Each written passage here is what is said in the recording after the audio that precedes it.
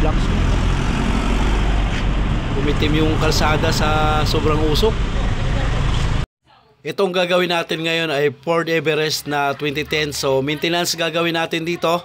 Linis muna tayo ng EGR, intake, tapos mass airflow, map sensor. Tapos magpapa-maintenance na rin si boss dito ng kanyang timing belt, papalitan na rin daw natin, at valve cover gasket. Tapos grabing usok, no? Grabing carbon, no?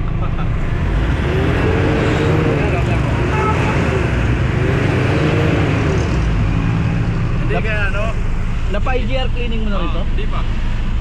Baka doon, no? Gawin na natin lahat, para wala na tayong dahilan pag low power pa rin, no? Para Tagisaan mo pa kayo, sir? Bulino lang. Bulino lang, malapit na si sir. Sige sir, umpisahan natin to. Sarado ko na muna to. Sa mga vlog niya, lalayo. Malayo rito. Yung paghapon, sir, kung nandito kayong videos na orange na yun. Eto guys, black smoke.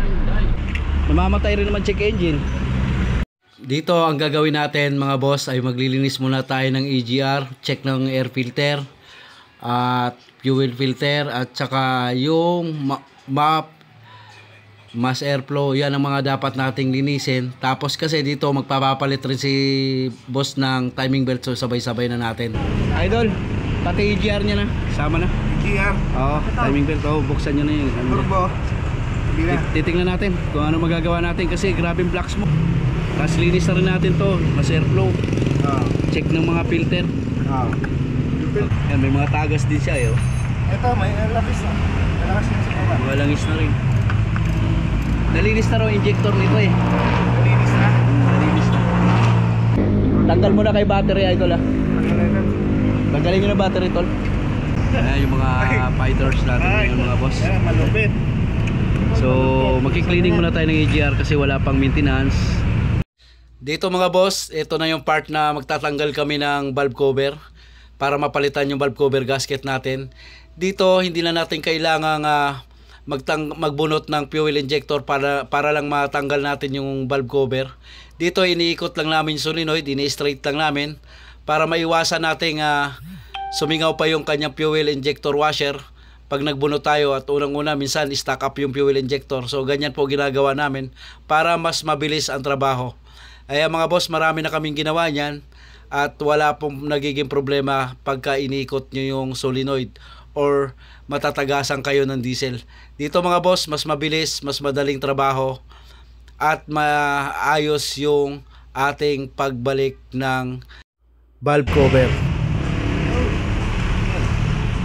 Tapos yung tensioner nya, fit-fit na yung washer, no?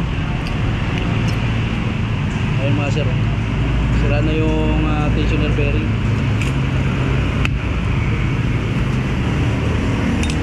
Yan, mga papalitan natin, timing belt tsaka tensioner. Grabe pagkakabit ng hindi Pilipit yung gasket Ayan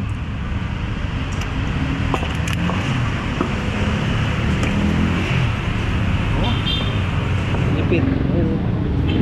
Bakit? Punit. Kaya may taga sa gilid, nakaganon siya. Maganda pagkakabit ng valve cover gasket. Kaya nagtatagas.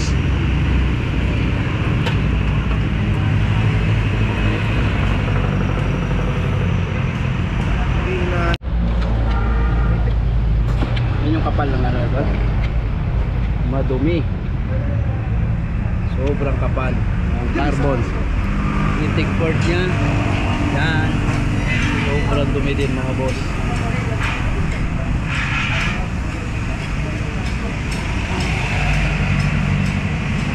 Yan, so maintenance lang gagawin natin dito mga boss.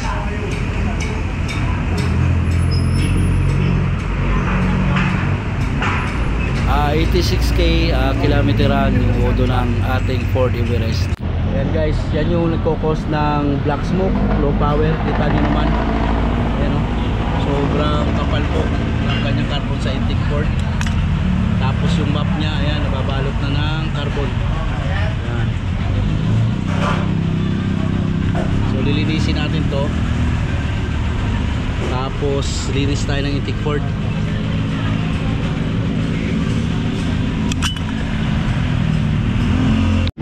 So ito na yung ano, timing belt na. Sa part number mga boss, ito. Yan, timing belt. Sa idler bearing, ito naman mga sir. Ford Everest pala. Ford Everest, sorry.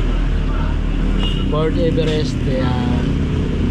Tapos ito naman yung tensioner natin, tensioner bearing. Yan, ito po yan. Okay, so kakabit na natin to. Tapos nagpalit na rin tayo ng valve cover gasket tsaka mga fan belt. Kakabit na natin yung ating idler bearing. Tapos sunod naman natin yung timing belt pag natapos natin tong idler. Tapos kasunod niyan tensioner bearing.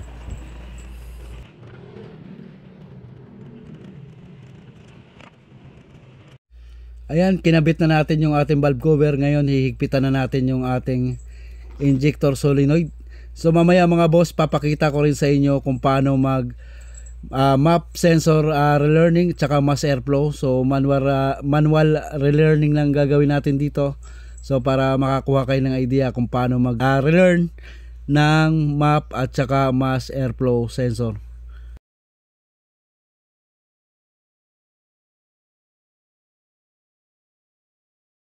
Handa ka ng dalawang D7 Lang? na combination, hindi kaya back race. 17? Tsaka 14. Mausok, barado yung map sensor. Ayan. Kanina puno ng putik yan dito eh. Ayan. So hindi po maka-reading ng maganda yung map sensor natin. So kung mapapansin nyo, may butas po yan bawat gilid tsaka sa gitna. Yung dati nakasarado na. Ayan. Lagyan mo ng gis.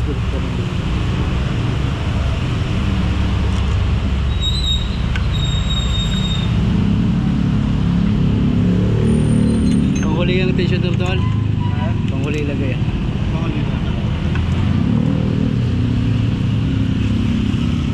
Timing belt na? Oo, timing belt. Alisin mo ito rin. Alisin mo yung tensioner. Panghuli na yan. Hindi yan pwede isabay. Lagi mo na kalimutan. Sa pump. Sakto? Ayun o. Sakto? Oo, ayun. Hawakan mo to. Yan. Ihatakin mo lang. Dito, ganyan. Yan.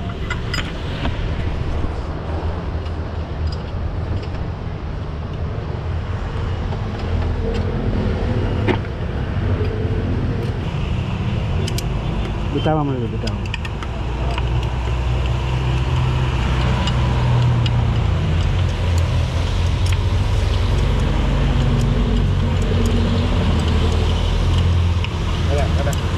Wala. Bitawan.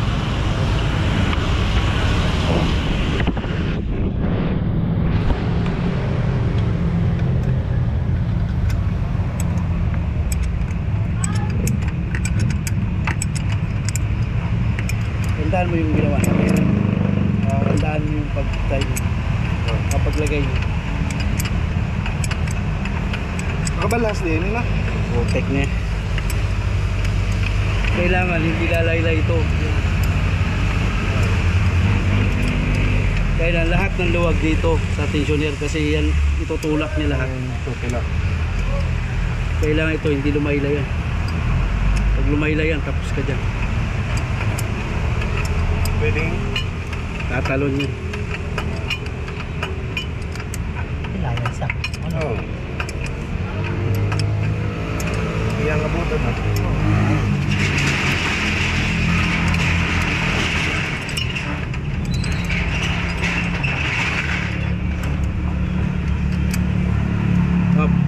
Luwagan mo muna konti. Hindi nga pala.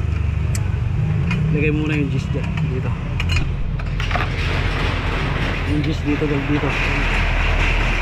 Kasi yung ano ka na. Kasi yung house dito.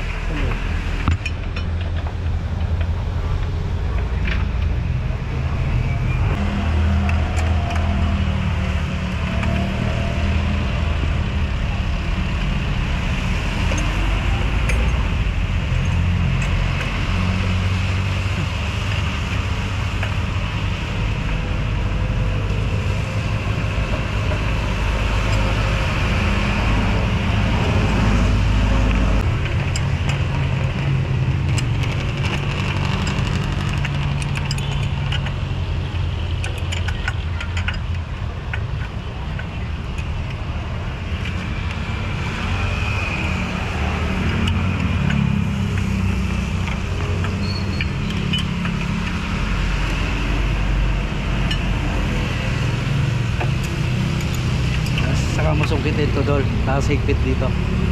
Sunahin ko muna tanggalin. Tanggalin mo. Itang pas na dito ba? May wiper. Hanginan mo muna tol pa.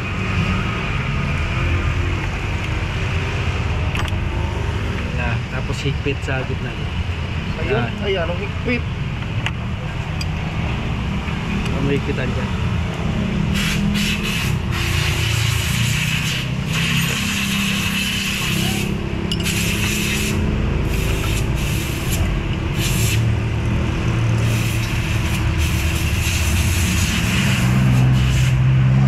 Alright.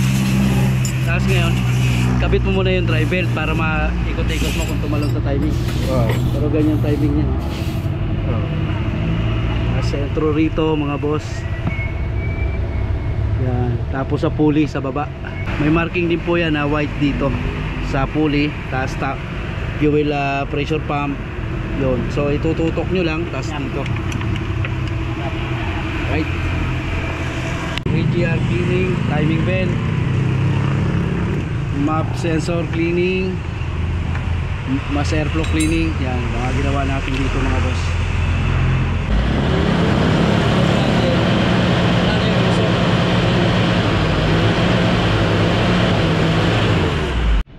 Ayan, so etong Everest na 2010 ginawa natin dito. Nag AGR cleaning tayo, naglinis tayo ng map sensor, mass airflow. So isi-share ko sa inyo kung paano mag-relearn ng map sensor tsaka mass airflow. So dito natin i-relearn yan sa may OBD port nya. So dito guys, hindi tayo gagamit ng scanner, so wire. May wire tayo rito. So ang gagawin nyo mga boss, pag-relearn ng map tsaka mass airflow, dito tayo sa OBD, no? Tuturo ko lang sa inyo. Ugutin lang natin yung susi, maingay. So dito sa OBD port natin makikita natin, yan, tayo ng flashlight, no?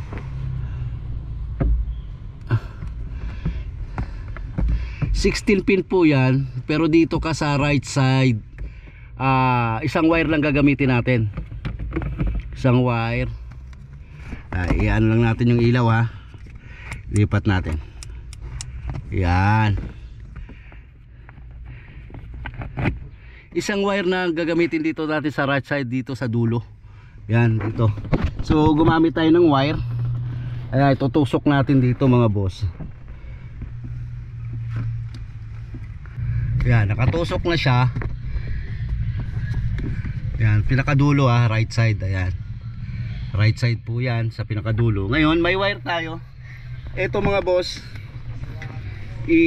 ano natin to, idadampin natin sa ground ng 5 times. Parang ikikis-kis lang natin siya rito, no? So bago tayo mag relearn, kailangan natin paandarin yung makina. Kailangan natin paandarin. Ngayon, so kailangan natin kung mapapansin nyo, on muna natin yung si glow plug na yan. Pag pinaandar natin at nag-relearn tayo, lalabas po yan.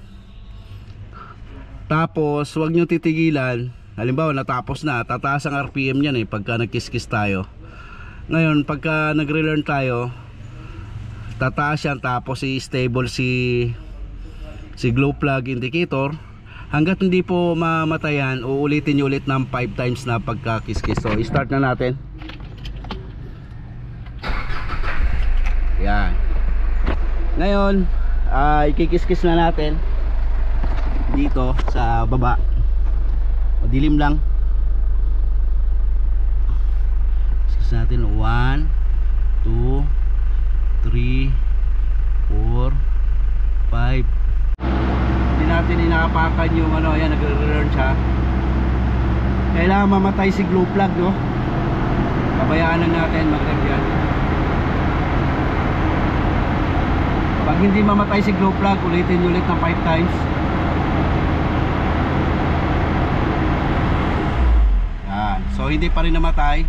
Antayin natin mag-blink. So kiss ulit natin.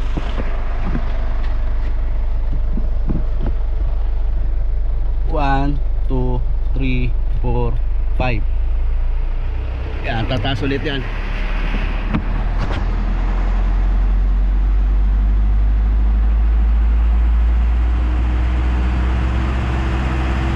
Hanggat di pumamatay yan sa indicator, yan, yung blue flag na yan.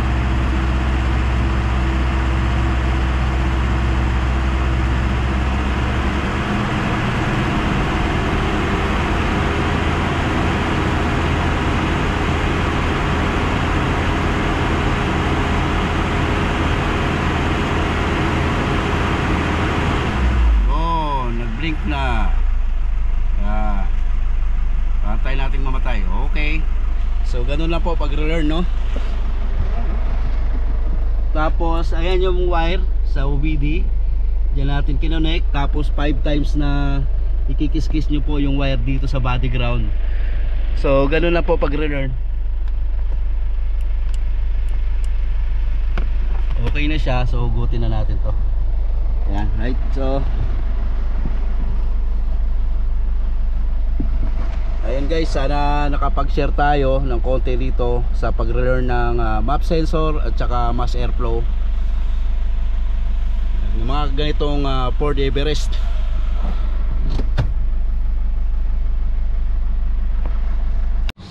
So ayun mga boss, sana nakapag-share ako ng konti dito sa pag-relearn natin ng map sensor at saka mass airflow. So pag naglinis kayo, gayahin nyo lang yung ginawa ko sa pag-relearning ng ganitong map at saka mass airflow. So napaka-effective po para gumana ng maganda yung ating map sensor at saka mass airflow. Kung makikita nyo kanina, so sa ground lang yon, kinikis-kis ng 5 times. So tingnan nyo lang yung paano ko ginawa yung sinaksak yung OBD4, yung wire kanina sa OBD4. Isang wire lang po gagamitin nyo, kikis-kis nyo lang ng 5 times sa body ground. So makikita nyo po yan, iilaw yung indicator ng glow plug natin. Tapos mag-high rev po yan. Pag nag-high rev siya at bumaba at hindi pa rin namamatay yung indicator ng glow plug, 5 times ulitin nyo ulit. So tataas ulit yon hanggang sa mag-blink yung indicator natin ng glow plug. Yan. Pagkatapos niya mga boss, yan, na-relearn na po yung ating map at saka mass airflow. Ay mga boss, kung nakapag-share ako ng konti, huwag nyo kalimutang i-like and share, subscribe yung ating channel para makapag-share tayo sa iba.